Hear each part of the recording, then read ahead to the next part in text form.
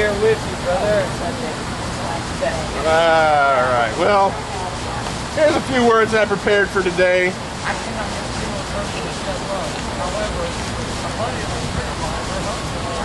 By now, just about everyone has heard about how the NSA is collecting data on every website you visit, every phone call you make, and every email you send or receive. Until now, the debate about this, certainly within the mainstream, has been focused on whether or not this violates the Fourth Amendment or if the administration's interpretation violates the letter and minutia of these mostly secret laws. Now, whether or not the laws have been passed to allow it by Congress is mostly irrelevant, because this does absolutely and clearly violate the Fourth Amendment to the Constitution. Until such day as an amendment to the Constitution is passed by 2/3 of the states, our Constitution remains the supreme law of the land. Only with probable cause can a warrant be obtained, and only with that warrant can such search and seizure of personal information and property be allowed. At least that's what our supreme law says in this country. But lost in the mainstream debate over legality is another deeper question. And that, my friends, is why.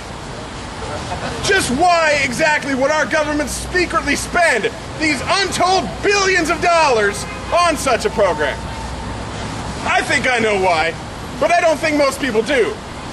We're told by the talking heads that it's to keep us safe from terrorism, to keep us safe from the bad guys, to keep us safe from those scary brown people who hate us for our freedoms. But in fact, the opposite is true. It's not to keep us safe from them, it's to keep them safe from us. Now, who do I mean by them? I mean the oligarchs. I mean the untouchables. The supremely powerful puppet masters behind the scenes pulling the strings on all that's what's wrong with our world. If you don't think these people exist, or that they aren't well organized and working toward a very specific goal, then you haven't been sufficiently paying attention. The proof is all around you. They do have a goal, and it is the most evil and supremely greedy goal imaginable. Their ultimate desire is to control the world's planet's resources, to massively reduce the world population, and to enslave those people who remain alive after the culling of our herd. That's it. That's how they want to ultimately win the game. And their motivations aren't even a secret. They're able to operate right out in the open because people simply don't want to believe it. Human nature dictates that people will believe what they want to believe. Knowing that fact and exploiting it is how they have been manipulating the masses for centuries. These are the people responsible for the chemtrails spewing aerosolized aluminum, barium, and strontium into our skies. These are the people responsible for ensuring that the unrestricted fracking of the ground contaminates our groundwater. These are the people responsible for the genetically modified organisms, GMOs, absolutely dominating our food supply despite having been proven to cause health problems. And we can't even come close to getting them labeled as such in this country. And these are the people responsible for pitting left against right in an ultimately meaningless battle of red team versus blue team, a false dichotomy specifically designed to keep us busy fighting each other and to keep themselves out of sight. And these are the people responsible for imploding the World Trade Center and for going to war in Afghanistan and for the control of poppies and going into Iraq for securing their oil. And again, most people aren't going to want to believe that these things are true. Just saying such things in the past has often led to angry denunciations and accusations that the speaker of these truths must be crazy, a fringe lunatic, conspiracy theorist, or otherwise mentally deficient. These insults aren't just thrown by people complacent in and or responsible for these horrors, but also by hundreds of millions of people that they have deceived. But today, this method of marginalizing the truth isn't working nearly as well as it used to. The community of awakened and well-informed people has grown, and our community grows larger every day.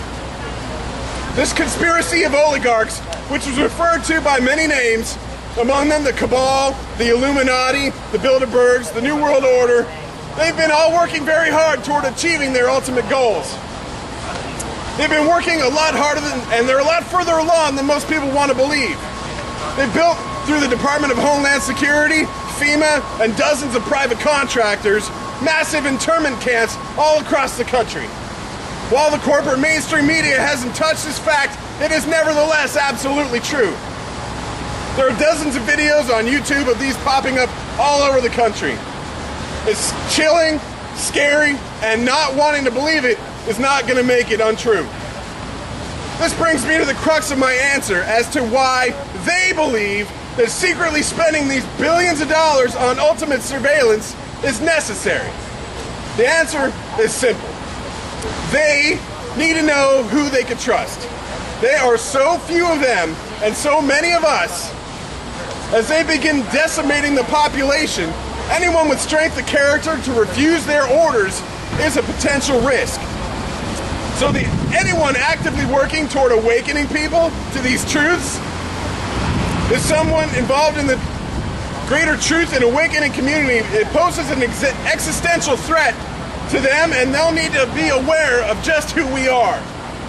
Anyone who won't gladly accept their agenda and their slavery and won't be a good sheep on the way to the slaughter is someone that they will need to eliminate.